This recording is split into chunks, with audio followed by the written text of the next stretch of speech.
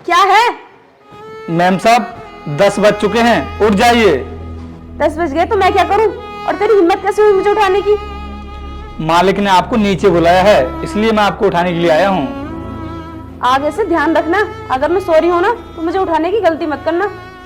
जी ma'am साहब। अब जाए ऐसे। इतना अच्छा सपना देख रही थी, सारा मूड खराब कर दिया।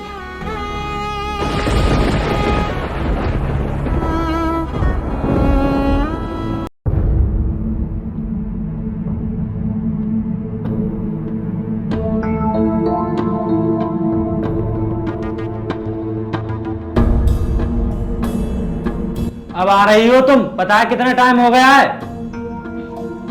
भैया मैं सो रही थी। टाइम पर उठना सीखो। ये टाइम ना हमारा कंपनी पहुंच जाने का था। अगर इस तरह लापरवाही करती रहोगी तो कंपनी कैसे संभालोगी?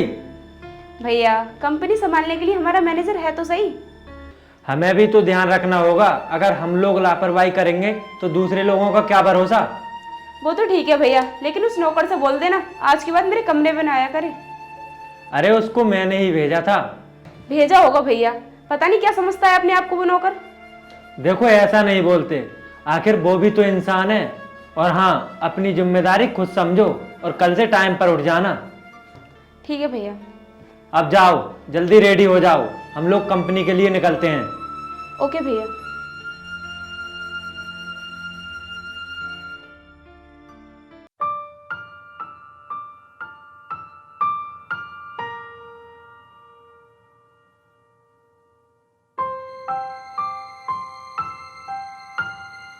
ओ माय गॉड, मैं तो बहुत लेट हो गई और आज तो कंपनी में मेरी मीटिंग है। भैया बहुत डांटेंगे, पूरे 3 घंटे लेट हूँ मैं।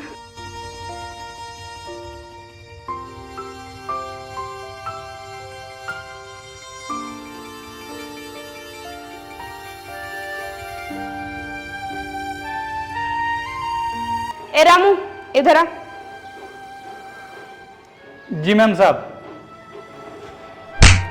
तुझे पता था कि आज मुझे मीटिंग में जाना है, मुझे उठा नहीं सकता था? लेकिन मैम साहब, आप ही ने तो मुझसे मना किया था कि तुझे मेरे कमरे में आने की जरूरत नहीं है, इसीलिए मैंने आपको नहीं उठाया। जुबान लड़ाता है? तुझे पता था कि आज मुझे मीटिंग में जाना है और टाइम भी बहुत हो गया, तो एक बार बोल नहीं सकता था आके? मैम साहब, मुझे तो आपकी कोई बात समझ में नहीं आती। कभी कहती हो कि मेरे कमरे में मत आया कर और कभी कहती हो कि मुझे उठाया क्यों नहीं। ए, तू मेरे घर का नौकर है और नौकर की औकात में रह। मैम साहब, ये तो आप मेरे साथ सही नहीं कर रही हो। मेरी भी कोई इज्जत है। अगर तेरी कोई इज्जत होती तो तू मेरे घर पर नौकर नहीं होता। पहले तू मेरी बराबरी कर ले, उसके बाद बोलना। बस मैडम, बहुत हुआ। जिस घर में मेरी इज्जत नहीं हो सकती, मैं उस घर में काम नहीं कर सकता। मैं जा रहा हूँ आपके घर से।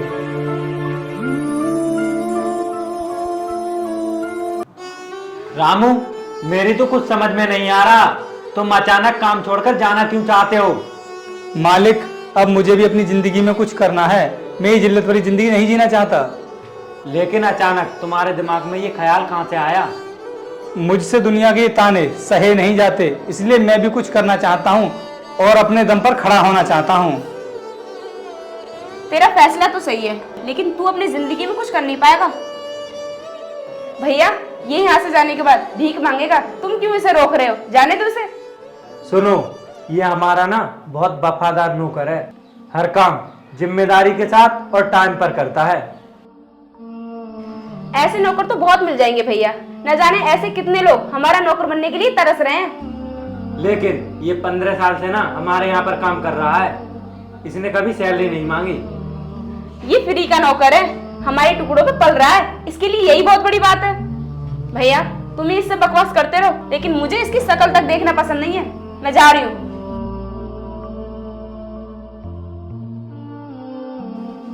रामू, तुम इसकी बातों का बुरा मत मानना और बताओ तुम क्या चाहते हो? मालिक, अगर आप मुझे कुछ देना ही चाहते हो तो आपके स्टोर रूम में जो पुरानी मशीन पड़ी हुई है, अब वो मुझे दे दो। लेकिन रामू, वो मशीन तो कब आ रहा है? अगर तुम मुझसे कुछ मांगना चाहते हो तो घर मांगो, पैसा मांगो, गाड़ी मांगो। मालिक, मुझे आपसे ये सब नहीं चाहिए। आप मुझे वो कबाड़ मशीन ही दे दो, मैं उससे बहुत कुछ कर लूंगा। ठीक है, जैसी तुम्हारी इच्छा। लेकिन वो कुछ काम की नहीं है। अगर तुम चाहते हो तो उसको ले जाओ। ठीक है मालिक, आपका बहुत बहुत धन्यवाद, और भगवान ना ऐसा मालिक सभी को दे। मैं चलता हूँ। रामू, तुम्हें जब भी किसी चीज की जरूरत हो तो मुझे याद करना। जी मालिक।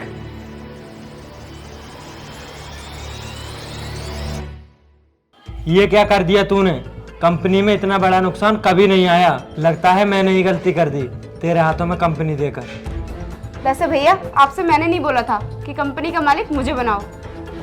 मैं तुझे एक अच्छा बिजनेसमैन बनाना चाहता था, इसलिए मैंने तुझे इतनी बड़ी जिम्मेदारी दी थी। और वैसे भी मेरे बाद तुझे ही तो संभालना है सब कुछ। भैया, आपने मुझे क्या छोटी बच्ची समझ रखा है? और ये कंपनी संभालना ज्यादा बड़ी बात नहीं है। और वैसे भी बिजनेस में तो फायदे नुकसान होते रहते हैं। लेकिन तुम्हारी वजह से जो कंपनी में लॉस हुआ है वो 10 साल में भी पूरा नहीं होगा। भैया, आप मुझे अपनी तरफ बेवकूफ मत समझो। मैं 1 साल के अंदर इस नुकसान की भरपाई कर दूंगा।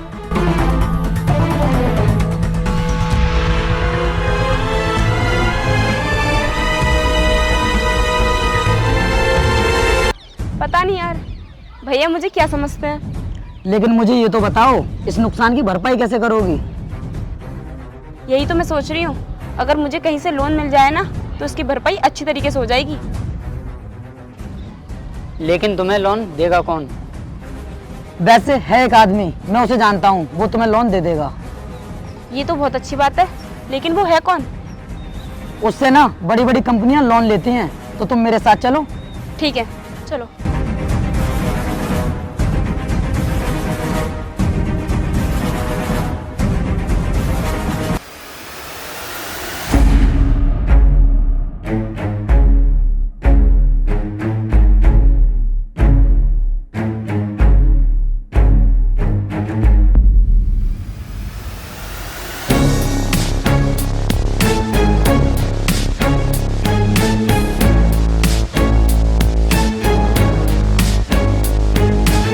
अरे रुक जाइए सर।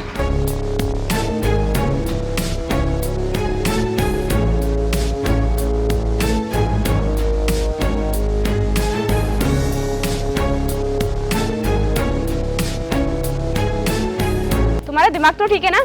तुम मुझे इसके पास लेकर आए हो? अरे यही तो है वो। ये क्या मुझे लोन देगा?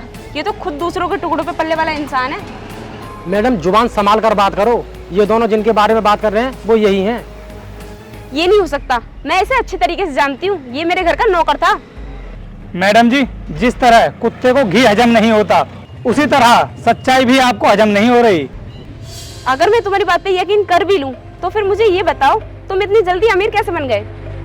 समय का कोई भरोसा नहीं होता मैडम कि कब बदल जाए। एक दिन आपने अमीरी के घमंड में मुझे अपने घर से बाहर निकाल दिया था, और आज खुद तुम चलकर मेरे पास आई हो। देखो, ये फालतू की बकवास तो तुम मुझसे करो मत। सीधी सीधी ये बता दो कि तुम्हारे पास इतना पैसा आया कहाँ से? मैडम, जब इंसान के पास पैसा होता है ना, तो वो अपनी औकात भूल जाता है। तुमने जिस मशीन को कबाड़ा समझकर उस स्टोर में फेंक दिया था, मैंने उसी मशीन से अपना करोड़ों रुपए का बिजनेस खड़ा किया, और आज देखो मेरे पास सब कुछ है। अच्छा, तो फिर तुम मुझे ये बताओ, तुम मेरी हेल्प करोगे या नहीं? यहाँ पर घमंडी लोगों की मदद नहीं की जाती है। यहाँ पर सिर्फ गरीब और मजदूर लोगों की मदद की जाती है, जिनको पैसों की सख्त जरूरत होती है, जिससे कि वो अपना खुद का कारोबार स्टार्ट कर सकें। और हाँ, अगर तुम्हारी जगह पर तुम्हारे भाई मेरे पास आते तो मैं उनकी मदद जरूर करता, क्योंकि मैं उनका एहसानमंद हूँ। बुरे समय में उन्होंने मेरी मदद की थी।